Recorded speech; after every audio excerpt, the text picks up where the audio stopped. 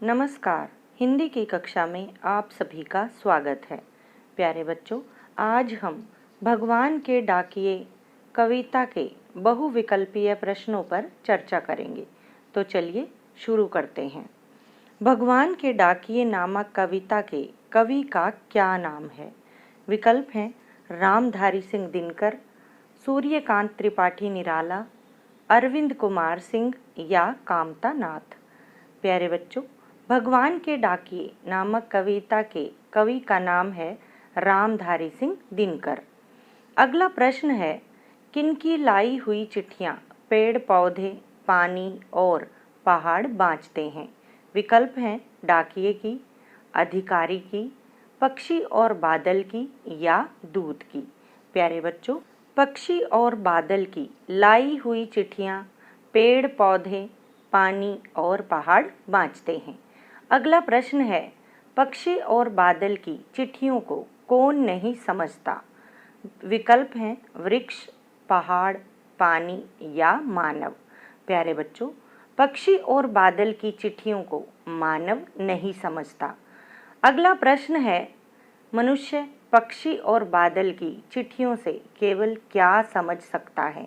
विकल्प हैं एक देश दूसरे देश को सुगंध भेजता है, एक देश दूसरे देश को अनाज भेजता है, एक देश दूसरे देश से शत्रुता रखता है, एक देश दूसरे देश से व्यापार करता है। प्यारे बच्चों, इस प्रश्न का उत्तर है एक देश दूसरे देश को सुगंध भेजता है। अगला प्रश्न है, पक्षी एक देश के सौरभ को दूसरे देश में कैसे ले जाते हैं? चोंच द्वारा, पंखों द्वारा, पंजों द्वारा या ध्वनि द्वारा। प्यारे बच्चों, पक्षी एक देश के सौरभ को दूसरे देश में पंखों द्वारा ले जाते हैं। अगला प्रश्न है, एक देश का भाप दूसरे देश में कैसे पहुंचता है? विकल्प हैं बस द्वारा, सुगंध के रूप में, बादल के रूप में या वायु द्वारा। प्यारे बच्चों, एक देश का भाप दूसरे देश में बादल के रूप में पहुंचता है।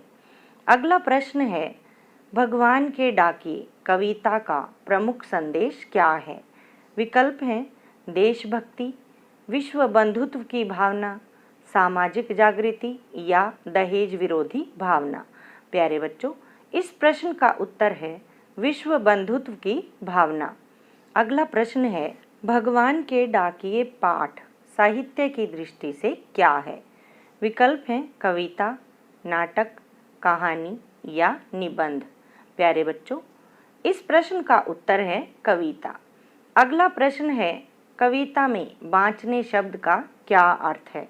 विकल्प हैं सुनना, पढ़ना, रोना या धोना। प्यारे बच्चों, बाँचने शब्द का अर्थ है पढ़ना। अगला प्रश्न है, भगवान के डाकिए किसे कहा गया है? विकल्प हैं पक्षी, बादल, उपर्युक्त दोनों या कोई नहीं। प्यारे बच्चों, भगवान के डाकिए पक्षी और बादल दोनों को कहा गया है, इसलिए इस प्रश्न का उत्तर होगा उपर्युक्त दोनों। अगला प्रश्न है, भगवान के लाए संदेश को कौन कौन पढ़ पाते हैं? विकल्प हैं पेड़, पानी, पहाड़ या उपर्युक्त सभी। प्यारे बच्चों, इस प्रश्न का उत्तर है उपर्युक्त सभी। अगला प्रश्न है, भाप शब्द का क्या अर्थ है? विकल्प हैं वाष्प, जल, वसा या घुमक्कड़। प्यारे बच्चों, भाप शब्द का अर्थ है वाष्प। अगला प्रश्न है, प्रस्तुत कविता में पक्षी और बादल को क्या कहा गया है? विकल्प हैं भगवान के डाकिए, प्रकृति के संरक्षण, खत पहुंचाने वाला या संदेश वाहक। प्यारे बच्चों, इस प्रश्न का उत्तर है भगवान के डाकिए। अगला प्रश्न है, एक देश की धरती द्वारा भेजा गया सौरभ दूसरे देश की धरती तक कैसे पहुंचता है? विकल्प हैं पानी से, फूल से, धूल से या सुगंध से। प्यारे बच्चों, इस प्रश्न का उत्तर है सुगंध से। अगला प्रश्न है, आकत शब्द का क्या अर्थ है? विकल्प हैं अनुभव, ज़्यादा, आकार या अनुमान।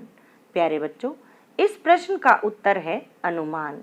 अगला प्रश्न है, मनुष्य प्रकृति के संबंध में केवल क्या कर सकता है? विकल्प हैं दुरुपयोग, जोड़ घटाव, आंकलन या अच्छा अनुभव। प्यारे बच्चों, इस प्रश्न का उत्तर है आकलन। अगला प्रश्न है, पानी बरसने से एकदम पहले उसका रूप होता है। विकल्प है भाप, हवा, आंधी या धूल। प्यारे बच्चों, इस प्रश्न का उत्तर है भाप।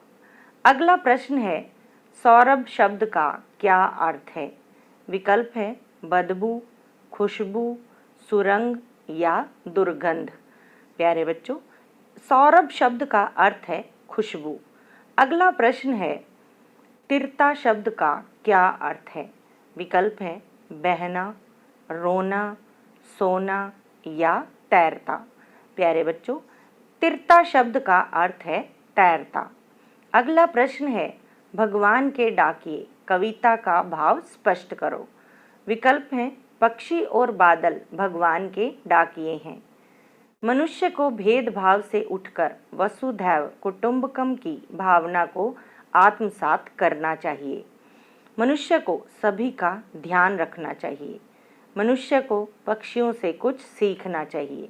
प्यारे बच्चों, इस प्रश्न का उत्तर है मनुष्य को भेदभाव से उठकर वसुधैव कुटुंबकम की भावना को आत्मसात करना चाहिए। अगला प्रश्न है, भगवान के संदेश को पेड़, पौधे, पानी और पहाड़ क्यों समझ पाते हैं? विकल्प हैं क्योंकि वे भेदभाव की भावना से परे हैं, क्योंकि वे उनकी भाषा समझते हैं, क्योंकि वह ईश्वर की बात मानते हैं, या उपरोक्त में से कोई नहीं। प्यारे बच्चों, इस प्रश्न का उत्तर है क्योंकि वे भेदभाव की भावना से परे हैं। अगला प्रश्न है, बादल और पक्षी क्या नहीं मानते? विकल्प हैं जात पात, धार्मिक भेदभाव, दो देशों की भौतिक सीमाओं के भेद को, या आपसी मनमुटाव। प्यारे बच्चों, इस प्रश्न का उत्तर है दो देशों की भौतिक सीमाओं के भेद को। आज के लिए बस इतना ही। धन्यवाद।